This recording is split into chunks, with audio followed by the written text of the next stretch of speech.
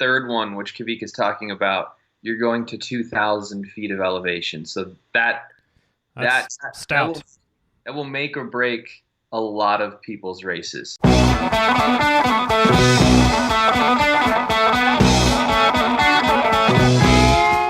Welcome to the Low Tide Boys. I'm Chip. And I'm Chris, and on this episode, we're going to be bringing you more information about the Catalina course and some more gear information. We've gotten such great feedback from our last episode, so we thought it'd be a really good idea to interview another team that's been prepping on the course and helping design it for the Ötillö guys. And yeah, we got that for you coming up in a little bit.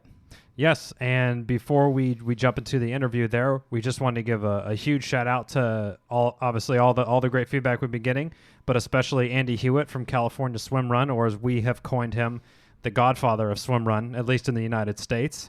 He was doing it long before anyone else. He sent us a very kind email and also became our first patron on Patreon. It's something that we offer if you are enjoying the show and you have the financial means and you want to throw us a couple bucks a month. It definitely helps pay for, the hosting and all the podcast equipment that we do, and maybe even a beer or two. But totally not necessary, but anything is appreciated. Yeah, we definitely appreciate that support. This is a labor of love, so it's nice to feel that love from folks trying to help us keep it going. Yes, so A.K.A and Blake from Team Baywatch, Chris mentioned, they have been training on the Ötillö Catalina course. They just did it on Saturday, the full course, the World Series level course. One of them is an engineer, so they have a very scientific testing process that they go when they're doing pull buoys and paddles and stuff. So there's some great gear talk at the end there. And yeah, we're about a week away from Ötillö Catalina now. So gulp. Yeah, we're getting excited, and our training has been just kind of sharpening those knives. We did another swimrun-specific workout. Maybe you saw it on Strava if you're following us, or in the Low Tide Boys Strava club. You can join that for fun. And yeah, we're not doing any particular monster workouts, but it's just the repetition of the transitions in and out of the water, using the tether, how we're going to swim, a little bit of strategy on that front. So I'm feeling super confident on that. Yeah, I think it's going to be great. And I think before we get into the interview, I think it's worth noting how it's been really great to see how Ötillö is really using local resources. Yes. And also, it seems like every couple of weeks they have teams out there checking the course out, making sure everything's dialed in, making sure it's going to be really a world-class event. And for a first-year race, I mean, it's great to see that they're putting that much effort to make sure that this is going to be a great event. So if you haven't signed up, you can still sign up. The ARC wetsuits are already rented. They're sold out. Yeah, so if you don't have a suit... you better get some rush shipping on one of those. I have a couple extra mediums, so if anybody needs one... I have an extra men's medium tall as well. Yeah, I have 2 men's medium suits, so just let me know. Drop us a line, and I'll bring it with me if you need one real badly. But yeah, I think with that, we should just get right to the show. So we have A.K.A and Blake from... Team Baywatch. Team Baywatch from Huntington Beach, California. Enjoy the show.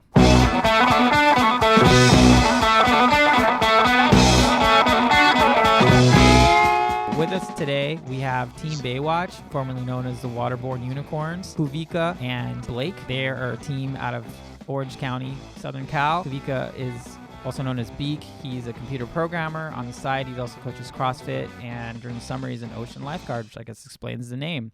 Blake is a mortgage broker. They both live in Huntington Beach now and have been racing together for a couple years and have done a whole bunch of events, 12 events, I believe, including last year doing the Ötillö World Championships. Welcome, guys. Thank you very much. So first question we've been asking all of our guests is, how did you first learn about swimrun? Like, where'd you hear about it? Did you think it was crazy? And kind of like, how did you find and get introduced to the sport? I think about, 4 years ago, I saw on YouTube a video about Ötillö in Sweden. And I was like, what is this sport? I need to find out more about it. And from there, I was just searched locally if we had any events in Southern California. And it turns out that Swimrun California was doing their events in San Diego. So first, I found a partner to do that with. It wasn't Blake. It was a girl that I grew up with. We went and did that race. Halfway through it, she said, I'm never doing this again. I needed to find a new partner. And I found Blake. I've known him for a long time, and I knew that he was an Ironman finisher. I'm like, okay, this guy, he can do endurance races. He's got the swimming and the running chops for it. I convinced him to join me in doing one more race, and this was well before we even thought about doing Sweden, because I guess he had heard about it as well, the Ötillö race, and he's like, "Wait, are you inviting me to do the Sweden race, or do you want me to do some other race?" Because the Sweden race just seemed way out of the realm of possibilities for us to be able to finish a 42-mile, run and a 10K swim. So I told him, no, I just want to do a local race, see how we like it, and we'll take it from there. Yeah, kind of like a little gateway drug. It's like, oh, Exactly. First one's free. Yeah, so I invited him, and maybe he can tell you about that experience. So yeah, I was pretty heavy into triathlon about 10 years ago, and that's when I had finished my Ironman triathlon. And during that era, I don't know, I think I had stumbled upon some video or something about that Sweden race, and despite being heavily into triathlon, I thought that was the most craziest thing, and I would never want to do that. And completely forgot about it. And then Kawika called me up 3 years ago and said, "Hey, do you want to do this short race with me?" And I asked him about the details, trying to figure out what it was, and I somehow made that connection. And anyways, I mean, long story short, we ended up doing that California swim run, which was I think total of 10K, something very short and easy. And that's how we kind of discovered it. I mean, after that, everything kind of started. But yeah, awesome. it really was a gateway drug, because from there we decided, you know what, let's see if we can get a little bit more distance, and that's when we signed up for Costco Bay. Yeah, we're like, okay, we have to get longer in there. We want to be able to swim between islands as opposed to swimming in the bay in San Diego or in a little bit in the ocean. And so that's when we got a little bit more serious about it and started looking into, okay, what do we need to do as far as gear is concerned? What do we need to do as far as training is concerned? And found out that there was like no information out there for us. And so we had to test a lot of things on our own, and we failed a lot of times along the way. But you learn as you go. It's one of those things. So it's great to have resources like you guys putting out podcasts, telling people, what they should try, what they shouldn't try, what things work for them.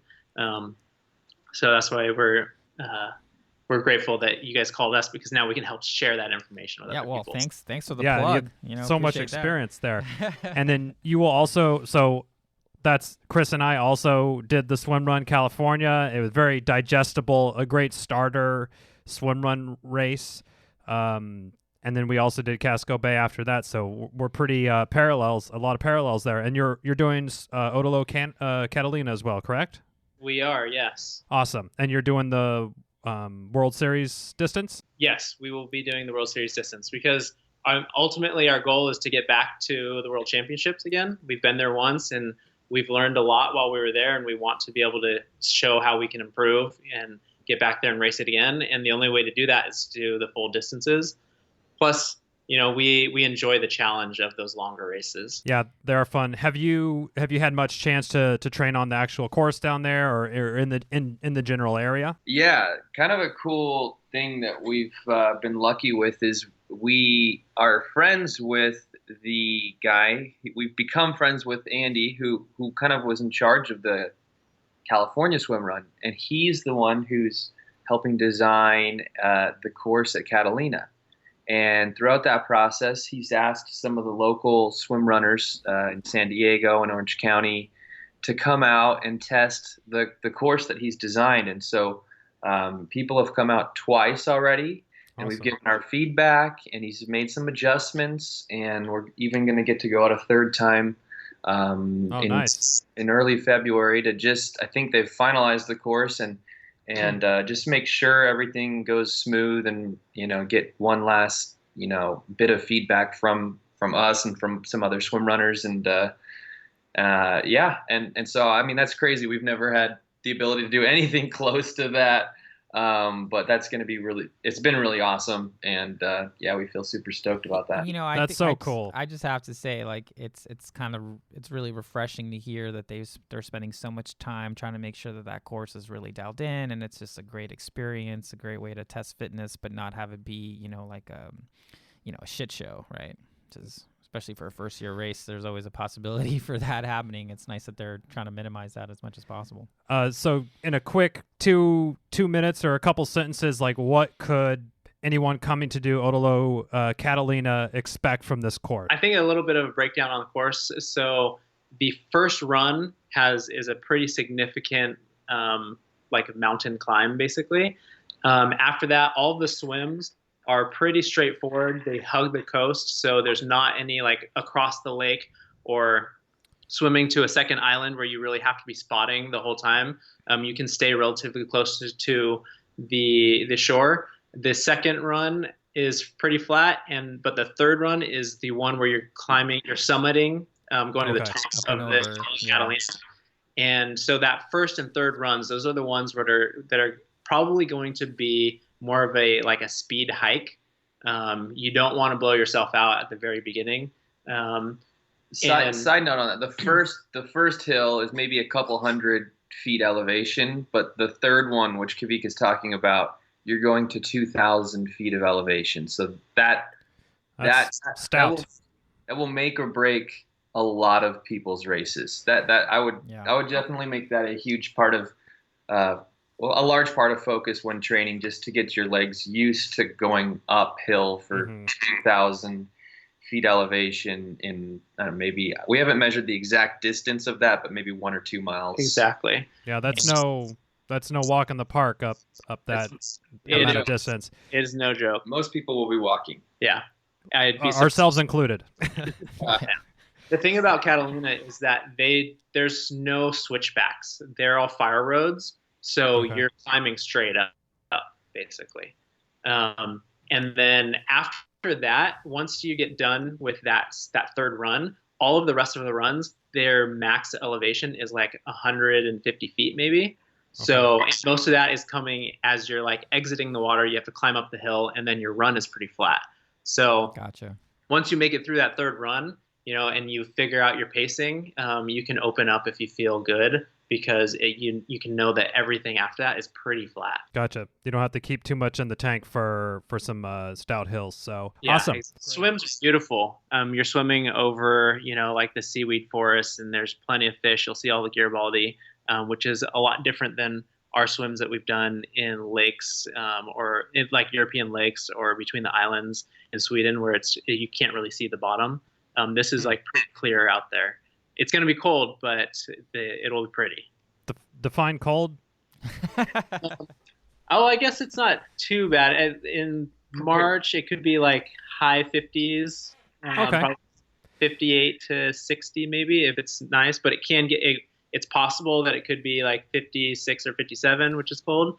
I mean, it's nothing compared to like Sweden cold. It's not like Ötillö where they're swimming in like 50-degree water. But you'll definitely need a wetsuit. Let's just say that. Yeah. Well, what a perfect segue right into gear.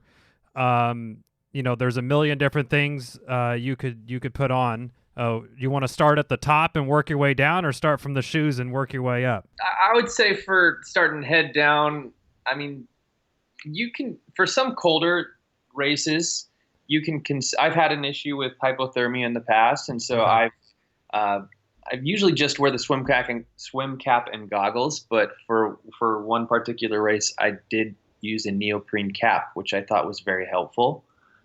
If you know it's going to be a super cold race, and maybe you're a little more sensitive to that, goggles are goggles. Find something that works for you. Totally. The one thing I will say about goggles is I've had 2 separate types. And having a pair of goggles that you can actually grip while you are wearing your paddles makes it really easy to put the goggles on and off. Because when you have your paddles on, you don't want to have to take off your paddles to take off your goggles. Sometimes you'll need to be able to see, or even like adjust or clear your lenses. Mm-hmm. So some thicker types of goggles actually work a lot better for me. So the A.K.A triathlon goggles I really like. Okay. Whereas the more streamlined Speedo ones were a little bit tougher to clear my goggles in the middle of a swim. Yeah, that's a really, really good point. That's a pro tip right there. Yeah. We're going to call that a pro tip. Pro tip. Cool. So yeah, I think we've done a couple of colder tries. I think Lake Tahoe, Ironman Lake Tahoe, where I had a thermal hat or like a swim cap thing that Roka makes. And then, so what sort of wetsuits are you guys wearing these days? Well, we've sort of evolved. I've sort of evolved. Both of us have. We started out using colting wetsuits, which are great. No big major complaints or anything with there. That For was me, one of the original Swimrun wetsuits, right? yeah. We really didn't know too much about Swimrun wetsuits and different brands, but somehow I think we fell upon colting and made contact with this a colting reseller here in Northern America, and so we used those wetsuits. I think I may have just ordered the wrong size or something, because every time I wore it, I pretty much only wore it during races, which was a mistake. You definitely want to get some training in swimming and running.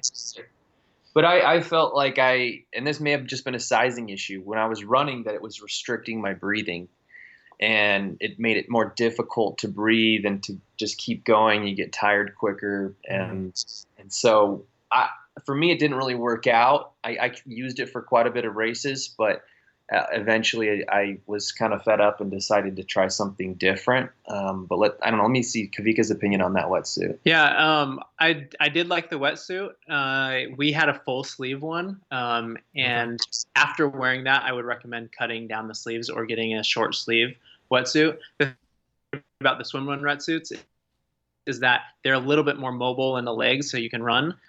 They have a little bit extra padding in the thighs, so they float.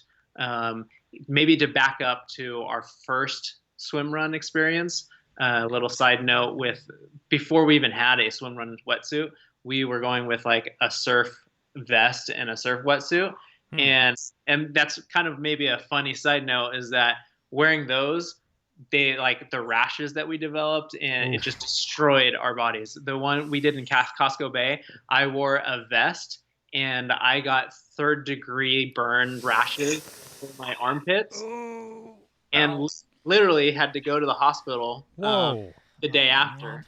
But it's kind of like we killed two birds with one stone, because we had to take Blake to the hospital as well, because we went mountain biking and he crashed and broke his ribs. So after Costco Bay, we're in the hospital, one because of a wetsuit, one because we were just messing around on mountain bikes.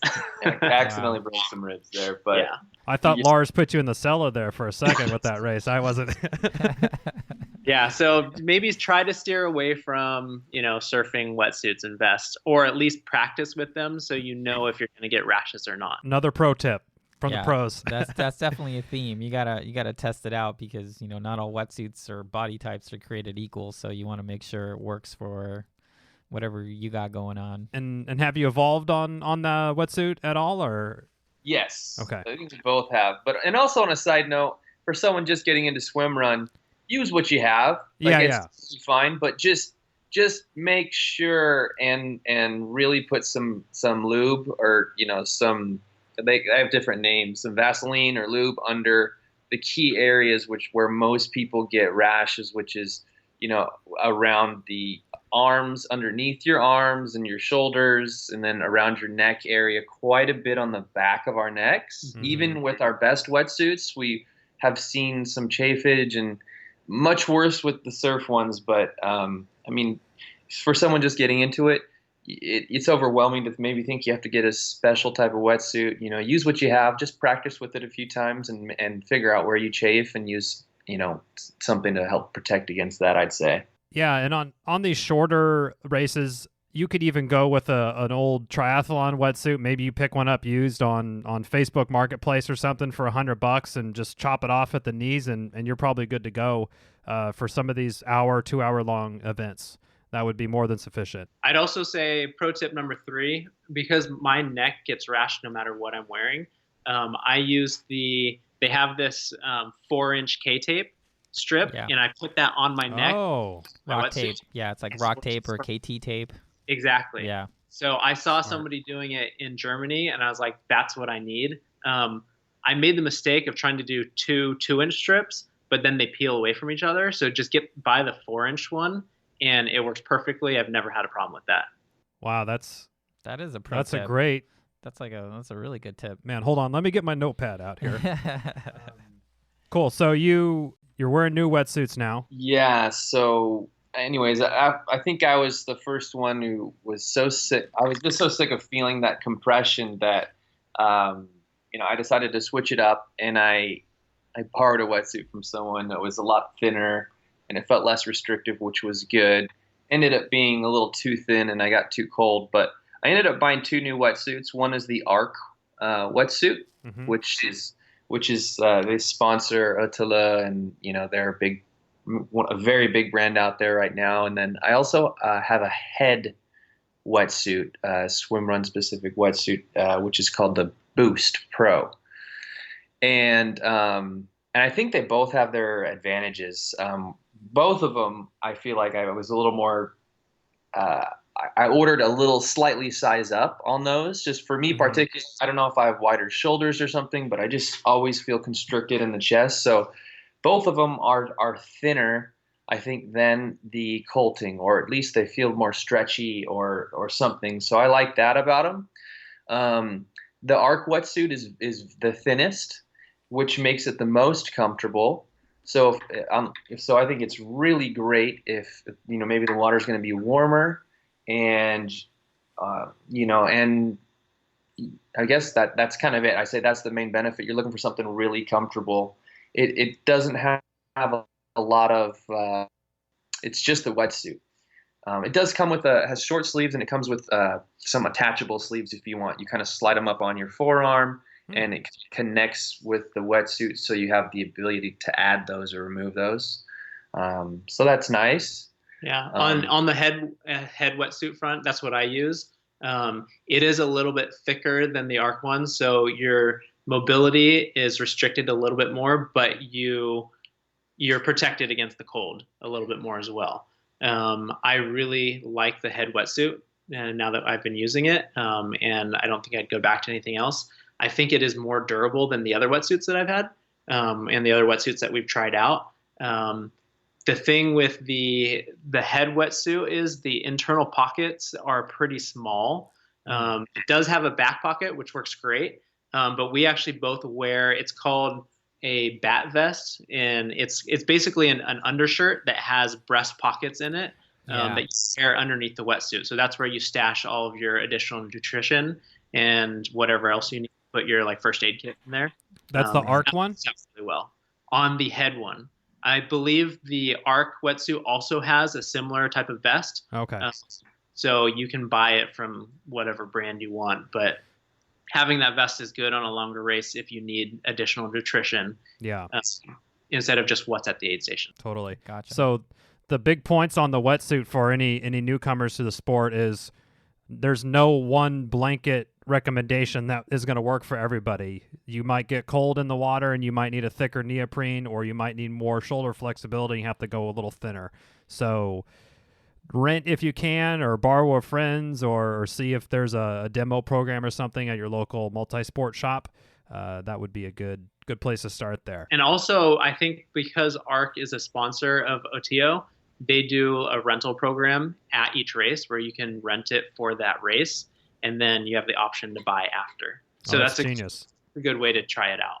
I was just going to mention 2 things which we probably should have mentioned at the start, which the main difference between swimrun wetsuits and your typical maybe surf wetsuit is that the majority of these swimrun wetsuits have a zipper on the front and the back, which make them much easier to get into. And if you have a long run, or you start to overheat during a run at a race, you can unzip the front and the back and kind of pull it down, pull your arms out, and just have it kind of sitting, halfway down, and you can just really cool off that way, and really, much easier to get back on before your next swim. So that's number one difference. Much easier to get in and get out of, or some people say cab down or cab up.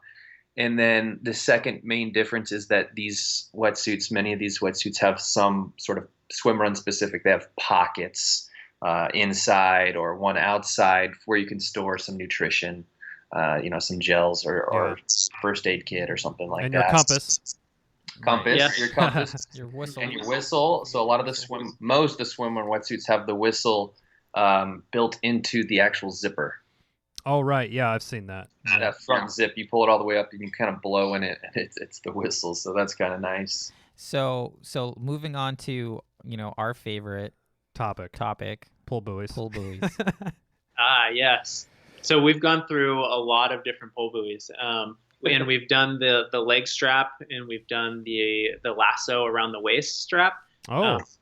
Yeah, so we've messed with a bunch of different ways to do it, and we've currently what we use now is the arc keel, and that one is one of the most flotation that's available in any of the pull buoys. We started off with just a Speedo pull buoy that was wrapped around our leg, and it doesn't offer a whole lot of flotation assistance. We've also done testing with smaller pull buoys versus larger pull buoys to see how much more energy you save, how much faster you are. And I think at the very beginning, we were kind of thinking that when you swim with a pull buoy that has a lot of flotation, it can kind of like hurt your lower back a little bit if you're arching your back to swim and it's holding your hips up.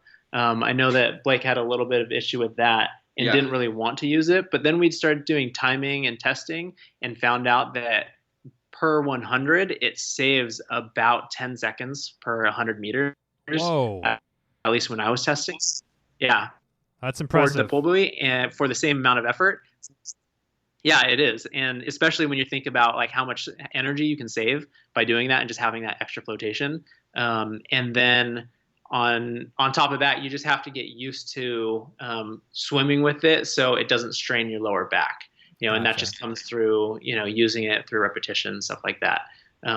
And also as far as how we tied it to our legs, we used to have the double strap around the leg, which works well, but sometimes it can like slip out. It doesn't feel really great. What we ended up going with now is the one where you just lasso it around your waist.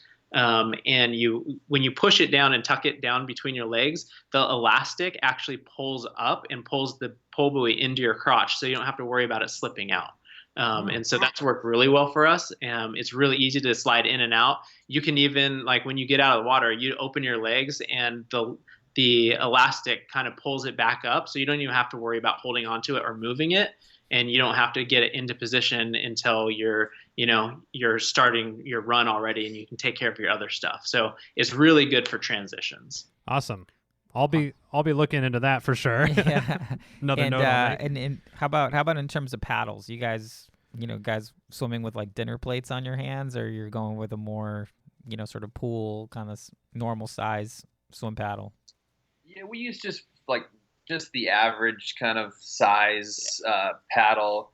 We've used, I think I've started using like a swim specific one that I got just from a swim shop, not really Swimrun specific. And then we ended up getting these paddles we ordered some gear from Sweden, and we got these Swimrun specific paddles. They're really not that much different. They're just a little flatter. I was experimenting with some that was had the more curvature of your hand. And they're pretty standard size. And we love them. They work well. The one thing I will say about the paddles that we have, because they are Swimrun specific, the actual tubing that goes around to hold your wrist and your fingers they're completely solid, as opposed to like the Speedo ones that are more tubes. Hollow, yeah. And the hollow ones on our 2 years ago at Swimrun, North Carolina, the very last swim, that tubing, it broke on me. And so I didn't have my paddles for the last swim. And we ended up losing to our rivals by like 9 seconds on that race. And so now that we have those like solid tubing, it's much more durable, and you don't have to worry about your tubes breaking, because that's something that can ruin your race, because then you only have one paddle for your swims, and that is huge as far as time is concerned. Yeah, you're just like swimming to the left the whole time. Yeah, just making circles. Are those the Arc ones as well? No, it's some other brand. They're just orange. They're probably Head because they came with our Head wetsuits. I don't know what they are. We'll see. We'll tell you guys afterwards. We can send you a link, and then Perfect. We'll put it in the show notes after. Exactly. I've tested larger paddles. I've got the like large size Arc paddles, and I've swam with them, and it killed my shoulders. I did like one or two shots with it, and it kills your shoulders. But I'm not saying that's not a good fit for everybody. But I think if you do want to experiment with some larger paddles, definitely try it out. And you probably would need to do a lot of practicing. I mean, if you had extremely strong shoulders and you're a really killer swimmer and you got big hands and a big body, like maybe those would be good for you. But after trying those for a couple times, I just went back to the standard size, and it just worked better for me. That's some great pointers you guys have there. So let's move on down. We have the optional shin guard, shin floaties, and then the shoes if you just bypass the shin guards. Well, we can talk to those because we've actually used them in the past. Cool. Let's hear it. Yeah, so we started off, we've had some Colting shin floats or whatever they want to call them, and we used them for quite a few races. And then during Ötillö, did we use the head ones? We had the head ones for that. Yes. So the Colting ones are a little bit taller and thinner and longer. And then the head ones, they're a little bit wider and a little bit shorter. As far as flotation goes, it's really personal preference. I don't think it's necessary. I know that for a couple races we were using them all the time. I'm not sure if I will use them going forward because I've done some testing kind of with the pull buoys, how we did that testing to see how much faster they were. The shin didn't really make a huge difference as far as time goes for me with all the testing that I did. And the one with the wider head ones, I felt that there was a little bit more drag actually on the shin. So while it does help with flotation on the shoes, there is a little bit of drag. So if you want to try them out, see if somebody has them, you can borrow them. Call me. I have 2 pairs and I don't know if I'm going to use them anymore. Just test them out. I love all the testing and the data-driven approach you're taking. I can see your day job come through into your hobbies and your sports. Love it. The shoes, we've spent a lot of time going through different pairs of shoes and trying to figure out what works best for us. Maybe you can. Yeah, well, just before we jump into the shoes, I give my little 2 cents here on the shin floats. I mean, one, I said, I guess they're probably advertised to help with buoyancy. Buoyancy helps you move faster. But I think one of the reasons why I chose to use them on certain races is for just protection. I mean, there's on some of these races you're climbing in and out of rocky entrances. And, if you slip and, hit your shin on something that, if you had the float on, that gives you a lot of protection. And so for me, I was just thinking, well, it may not make me faster, but as long as it doesn't make me slower, on some races I may choose to use them just to get that extra protection. And how about for warmth? And maybe adds a little bit of warmth to your shins, I guess. But another thing before I think shoes, or maybe we were going to talk about this after shoes, is socks. Mm-hmm. You can wear all different types of socks, but just talking about protection, on that topic as well. Short socks versus long socks. I think we've both tested a few different ways, and I think I prefer long socks that go almost all the way up to the knee. Some type of elastic kind of sock that doesn't retain a lot of water, like a compression style, like a 2XU kind of thing. Okay, exactly. And then I throw those shin things over that, and I like that. I don't know, there's just a little bit extra protection, and I do think that the socks help maybe just a tiny bit with warmth and blood flow and all that kind of stuff. So timing chip, Kawika's experiments with some shorter socks, and the timing chip on his ankle, I know by the end of the race his ankle was pretty raw. Oof. And so it's just also a little minor pro tip is if you maybe wear a longer sock where you're going to have that timing chip. It may not do that to everybody, but I know for him, it's, I mean, I've always worn long socks, but for him, it did cause a little bit of pain there towards the end of the race. Yeah, I've always done short socks, and that I get those blisters underneath the timing chip. And after 2 races ago, I started doing the tall socks, and I'm only going to do the tall compression socks here on out. Could also use your KT tape on your ankle there as too, potentially. Just KT your entire body, and it's fine. Totally. Okay. What shoes are you going into? We've heard a lot of people raving about the Hoka Speed Goats, the Evos. I've never run in Hokas. My impression is that they have a lot of cushion, and I'm not sure how thick or minimalist the uppers are, but I think the important things to look for in a shoe are, one, probably most important, is you need to have something that's going to have grip. When you're on slippery rocks. So whatever shoe that may be, it's probably going to be a trail runner shoe. It's not going to be a road shoe. And then secondly, you want to make sure that you have a thinner upper that doesn't absorb a lot of water. And then some sort of design where either it can shed water, there's drainage holes, something like that. Originally I raced with some pretty minimalist Merrells. I think it was like the Trail Glove or something like that, because it's very minimal uppers, but there's not a lot of support. Even though I had grip and I didn't absorb a lot of water, it just wasn't enough support for some of these really rocky technical terrain races. Sure. And so I was exploring a lot of different shoes, went to different shops to try out different shoes. And ultimately what I came across were, I really like zero drop shoes and shoes that give my toes room display when I run. And so naturally that led me to Ultras. And I've been using their Superior 4s, which have, it's almost like a neoprene-like texture on the surface that water can just kind of flow over. It's a trail running shoe, and they actually have drainage holes in like the toe box. And it gives me a lot of support, and the grip is great. So I've been using those after testing, probably 10 plus types of shoes. I can't speak to the Hokas. I know a lot of people they have like Ice Bugs, or like, I think Innovates have some like Trail Claw or something like that. But I need kind of a wider shoe for my type of running. I think I actually got Blake onto the Ultras as well, because he uses a different model from Ultras. Do you know what they're called? I'm trying to look it up right now as we're talking.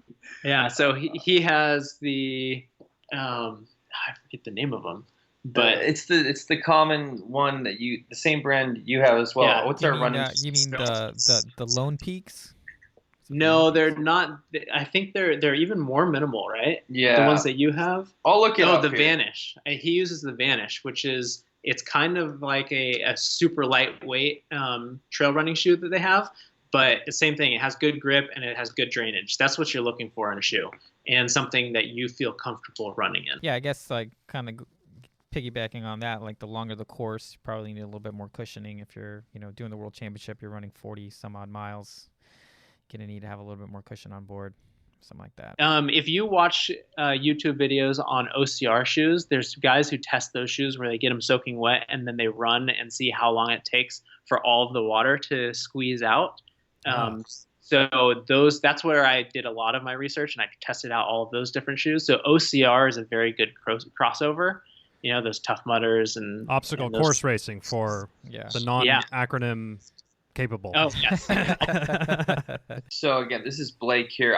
I've used a couple different shoes. I actually, when we first got into this, I went online and looked up best swim run shoes, and you'll find that there's some website where each year they post a ranking, and they do they do display everything pretty clear. And the number one shoe that year was like the VJ iRock. And so I bought those, and those things stick to everything. They're so grippy, and they have little nubs, and they stick to rocks. So they're super awesome in that aspect. I like them. They drain easy. Personally, I have this sensitive area on the bottom of one of my feet that gets agitated after pounding for long periods of times. So I started to look for something with a little more cushion, and I wish I love the VJI rocks. I would keep those if they had some more cushion, but so I did test some ultras. I love the ultras for training. For races, I found a shoe called the Vanish XC, and I think it's a nice little hybrid. The top portion of the shoe is actually like mesh. The whole thing's mesh, so the water just it has no problem coming in and coming out of that shoe, which I like.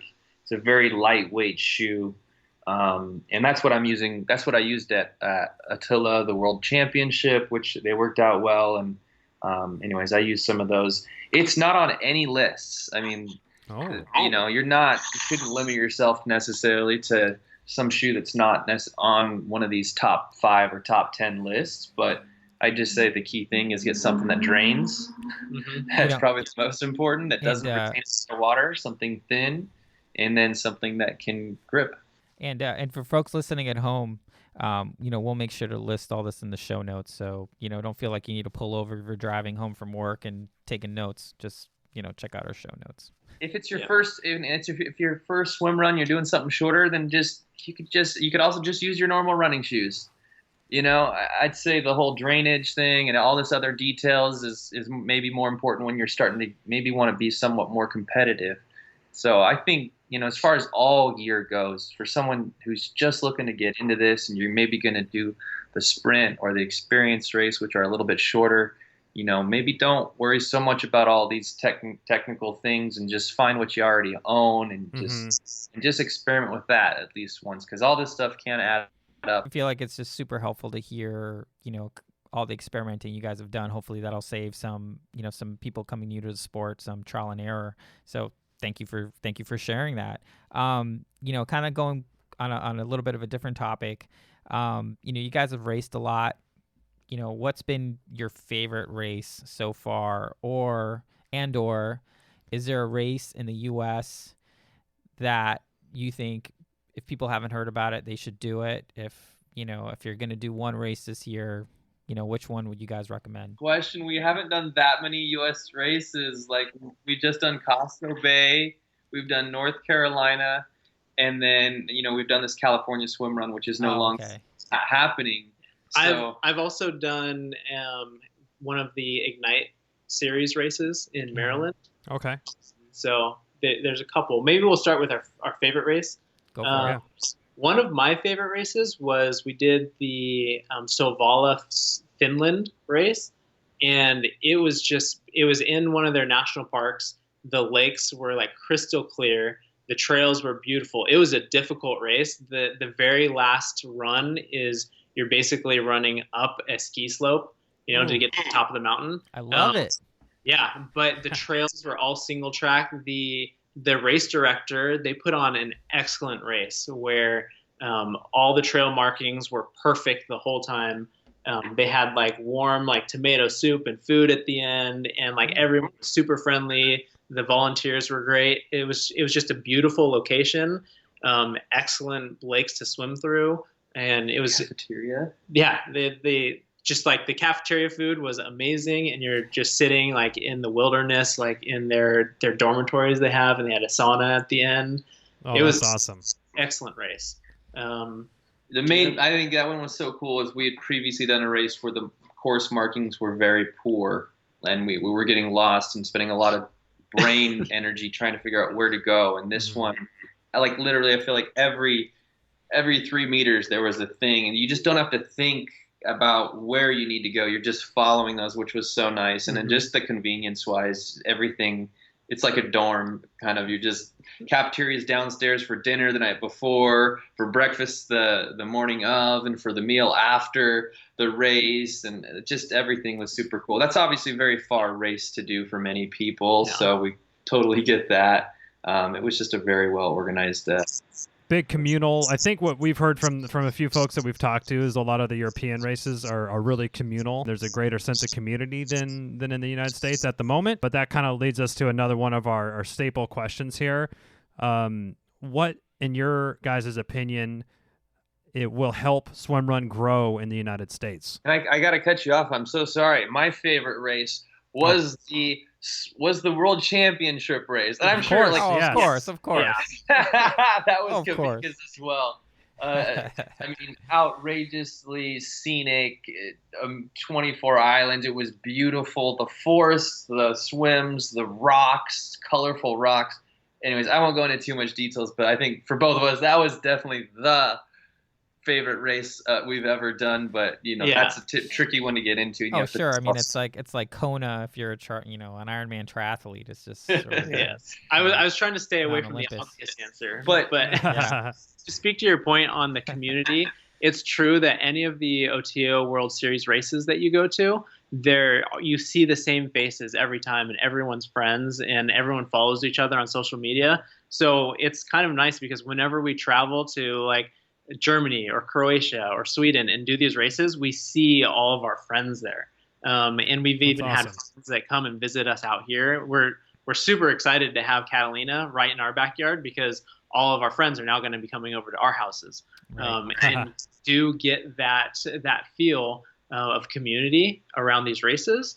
And I think in order to help it grow in the U.S., they need to replicate that feeling and have people, have opportunities for people to meet each other and spend time with each other. Because I feel that in maybe this speaking towards like the triathlon world, in that it's an individual event that people go and they're kind of by themselves, and maybe they'll talk to some people that they came with, but they won't really be reaching out to other teams or other racers, right? Whereas in swimrun, you have a partner, and so you're required to pair up with somebody, and that just opens up those avenues to meeting new people, as well as talking to all the other groups. And as long as they have like the race briefing and a dinner or something before or after, that gives you that chance to build up the community. And I think that would really help the sport to begin to take off here. Exactly. That's exactly how we feel about it. I mean, we launched this podcast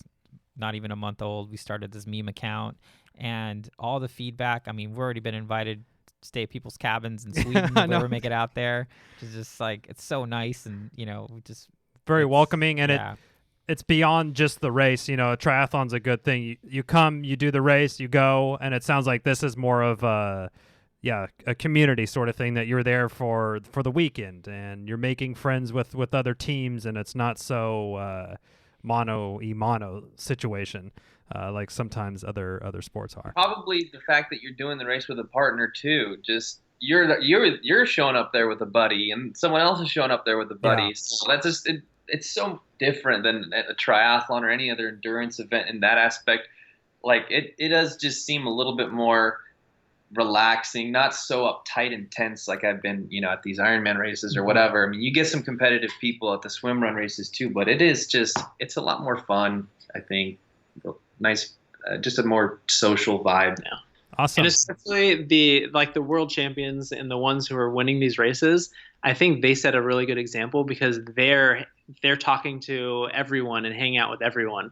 Like when we show up to the world championship, we're like not even the top half of the teams as far as it's concerned, but we still they treat us as equals, as people that are involved in the swimrun community. And so it's really welcoming and open from the top. The most elite swim runners, they awesome. Will talk to normal people. And so I think they're setting a good example. And hopefully when there are Americans that are like in the world championships and podium, how do you say that word? On the podium. Podium. Yes.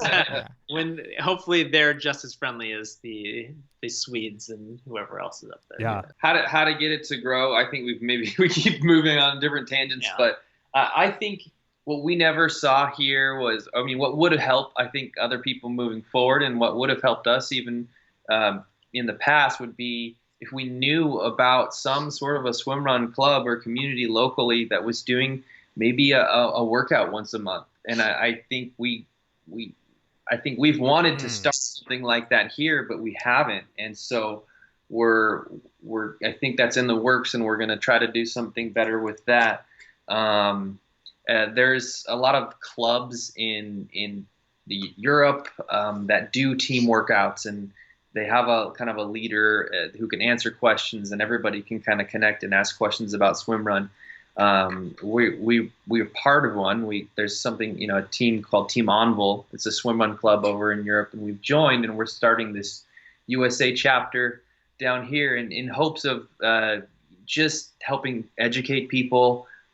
We'd like to start doing some group workouts, but I think communication, just posting on your social media, hey, gonna go do a swim run workout on Saturday if anyone wants to join, or somehow maybe if you're in a triathlon club, just sharing or spreading some sort of maybe word through that.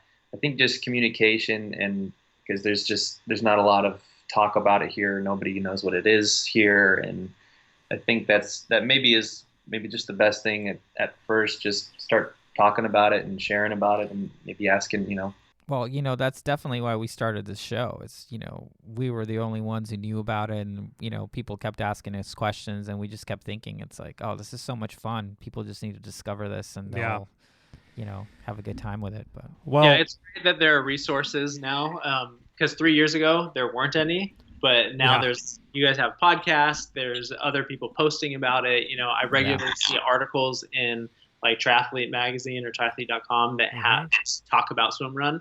So it's getting out there, and it's great to be part of that movement. Great. Definitely. On YouTube as well, there's a lot of videos about gear.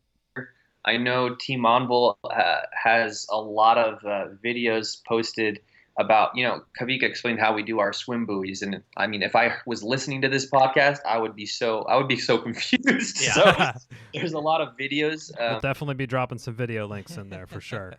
And they even have like step-by-step videos on a lot of races too. Like they'll go by each swim and each run and have a picture and a video explaining this is the swim entrance. You might want to enter from here. Here's the run entrance. So not only race-specific information, they go over gear, but I'm sure other clubs and information is out there. I just know that Team Envol has posted a lot of good stuff. Yeah, they did a 3-part series on the World Championship race and explaining every island and every swim. And that was hugely helpful to us who don't have a chance to get out to the Swedish archipelago before we go there. And so, yes, those videos, instructional videos, are excellent. We'll get you guys a link so you can share it. We'll definitely share that. Sounds great.